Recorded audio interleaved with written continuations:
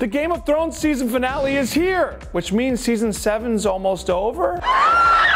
Okay, this is too hot and cold for me. You're afraid of fire. Okay, The Hollywood Reporter's Josh Wigler has been all over coverage for last week's Beyond the Wall, and he's broken down everything we learned from that episode and all you need to know to be ready for the big finale. Tell me what they are. Okay, first up, we know a little bit about what's coming in the season 7 finale, The Dragon and the Wolf. Josh Wigler points out that the episode's title certainly hints at some major developments for Daenerys Targaryen and Jon Snow, especially in the King in the North's case. Do you understand? It's also possible, writes Wigler, that The Dragon and the Wolf speaks directly toward one of the story's most important twists. A twist that many fans already know, and one that Thrones has heavily implied but stopped short of outright confirming. He issued an annulment for Prince Rhaegar. Jon Snow is both the dragon and the wolf, the secret son of the late Prince Rhaegar Targaryen and Lyanna Stark. And remarried him to someone else at the same time. If you've been watching this long and didn't know that, I don't feel bad for you. Also, Sam, please let Gilly talk. Snow's set to learn that he's not Ned Stark's son at all. That his biological father is the man his adopted father fought against in a bitter war. That he's the legitimate heir to the Iron Throne, based on the line of succession, which will be a curiously timed revelation given that Jon just verbally relinquished his claim as king in the North and pledged his fealty to Daenerys as his queen.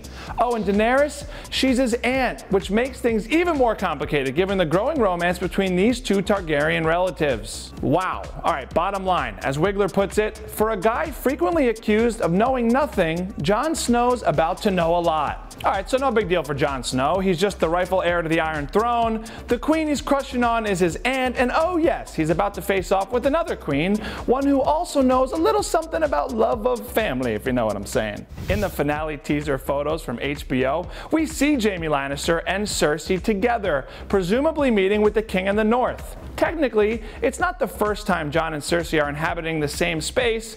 It's hard to remember back that far, but they were both in each other's worlds back in the Winterfell days of this series premiere. Is Cersei still open to an alliance? Will the White from the Wall pull her toward the light side? Will she betray them all? No matter what, we're looking at a milestone for the show, with Dany, Jon, and Cersei's forces all occupying the same space. It was really surreal, says Ian Glenn, Ser Jorah Mormont himself. I think it's hard for fans to appreciate how dissipated and separated we've all been over the course of 7 or 8 years. For me, it felt like it was part of the beginning of the end in a very good way. In a very lovely way. Sorry, in a very lovely way. Speaking of the end, who is safe to get through this finale?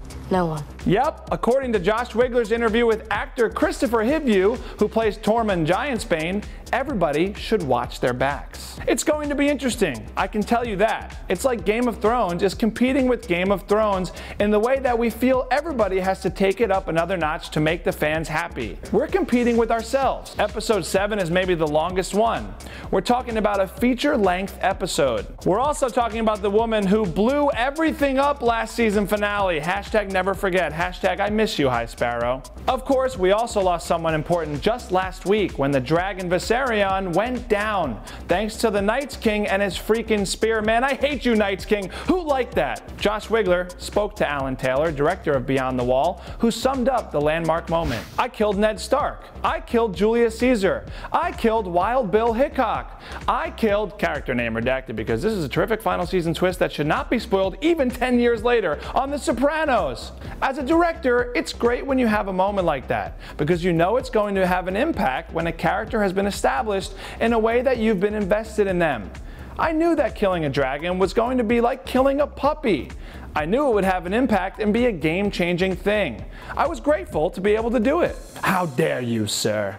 How dare you? Make sure to head to thr.com/Game of Thrones for much more from Josh Wigler's interviews with the director and cast, a full recap of Beyond the Wall, and a breakdown of what we can expect in The Dragon and the Wolf. In the meantime, guys, what do you think will happen in the finale? Who will die?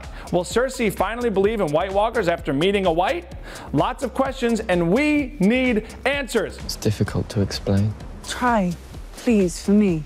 Comment below on what you're thinking for the Hollywood Reporter News. I'm the Prince in the North, Paul Costabile, and don't forget to subscribe right here to keep up with all things THR News. More impressions too.